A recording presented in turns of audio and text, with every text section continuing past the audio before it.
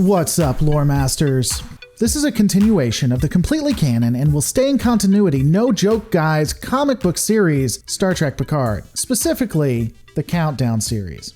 Be sure to check out the first video in the top right hand corner or in the description below so that you aren't confused. In the last video, we discussed how Admiral Picard and his XO beamed down to Uyat Beta with the intention of trying to save the Romulan colony.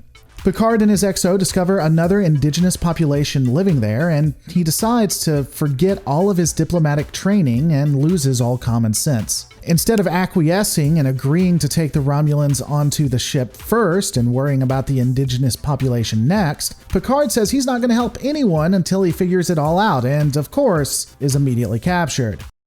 So glad that this is one of the greatest diplomats of the Federation. The next time we see the good Admiral, he is in captivity and a guest of the Romulan governor who is currently treating him to dinner. The Admiral refuses to parley, and the governor hints that she intends to use him as a prisoner to trade for what she wants to get her people off the planet. The conversation is cut short when the colony comes under attack. Picard is saved by the indigenous life forms that I've mentioned, but insists that they save his XO before they leave. The two are then escorted and taken to meet two Romulans who admit that they are a part of the Shiar. It's at this time that I did learn a few things. First, I find that Commander Raffi is insufferable. Not only does she come off as a know-it-all telling Romulans how their government and society works, but then she gets self-righteous and tries to call the Romulans colonizers and that they're evil people for taking over a planet that already has life forms on it. I mean, I don't know about anyone else, but personally, I love it when I see dog whistling and am reminded that hundreds of years ago, people I never met and would never agree with and only shares the same color of skin as me, colonized, sometimes brutally, different continents and hurt people. I love being blamed for things I didn't do.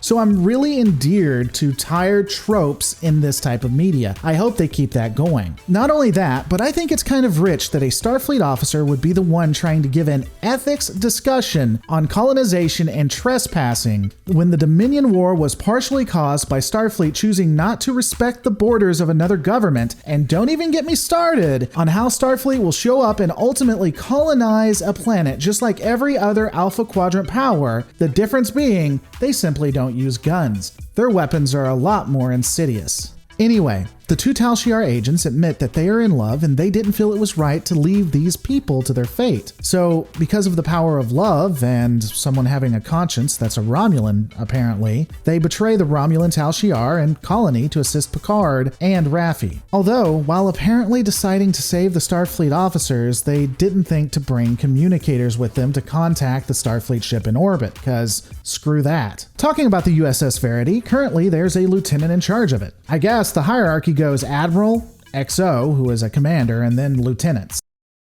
Lieutenants for miles. And let me tell you, this just shows how fantastic this entire setup is. It's definitely better to have a lieutenant than a dedicated CO on the ship, or hell, just letting the Admiral and XO stay on the ship and send down actual diplomats. Yeah, this specific situation shows that nothing could possibly go wrong. But don't worry, it only gets better. The Romulan governor contacts the USS Verity, speaks with the aforementioned lieutenant, and tells him that the colony is under attack. The lieutenant, to his credit, doesn't believe everything that he's told, and he tells her that he needs to be able to scan the planet. Of course, after being given permission, he doesn't. Or the scans of the planet are blocked, so that seems like an entirely waste of time. At least they bring it up, though, to their credit. The Verity begins beaming up the Romulans as well as the governor, who approaches the lieutenant and states she must talk to the Senate. He responds that she can and allows her to use a communication console in the captain's ready room. The governor is able to instantly input a security protocol that locks out the computer and brings the Verity under the control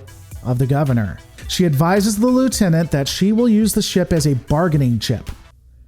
Fucking what? Are you telling me that Starfleet security is so weak that there is a protocol that will completely lock out all other Starfleet personnel? I know they say that they got it from a benefactor, but who the hell has something like this that works? You really mean to say there aren't redundancies in the computer systems to prevent a security breach of this magnitude? That there are codes out there that people can just input and a Starfleet ship instantly shuts down? Especially in a universe where one of Starfleet's largest enemies has been the Borg, a cybernetic creation of death that assimilates technology.